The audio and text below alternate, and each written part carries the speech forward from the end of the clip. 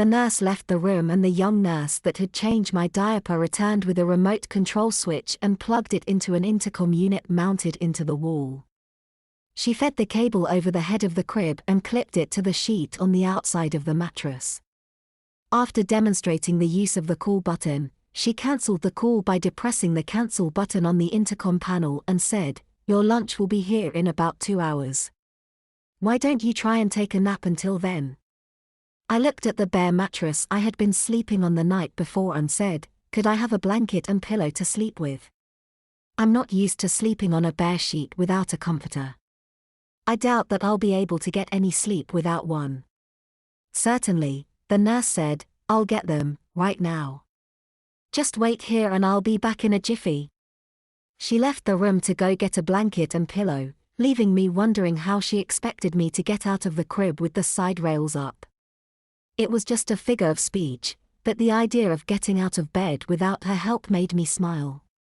If she came back and found me out of the crib, she'd probably panic.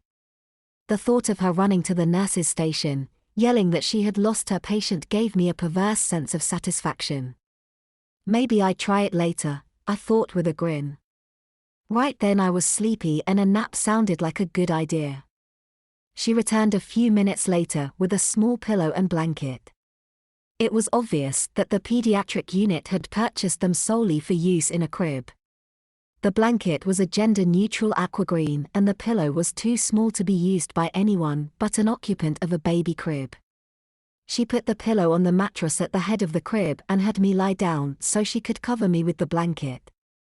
I was amused by her ministrations. She tucked the blanket around my body as if I was a small child who could not handle a blanket by himself. The maternal look she gave me as she hovered over me to tuck me in reminded me of how my mother looked when I was a child. In a few minutes I was snug under the blanket and began to fall asleep, secure in the knowledge that she wouldn't let me miss lunch. I smiled drowsily when the thought hit me that she would probably want to feed me like I was a toddler.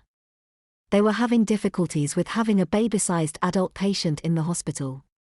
I had no intention of making their lives any easier by being agreeable. I'd do everything in my power to thwart their policies and make sure they treated me like an adult. It was too much fun to be a pain and I was bored. I looked forward to making everyone's lives miserable by demanding my rights. I closed my eyes and drifted off to the sound of a small child crying in distress somewhere in pediatrics. They hadn't heard the last from me.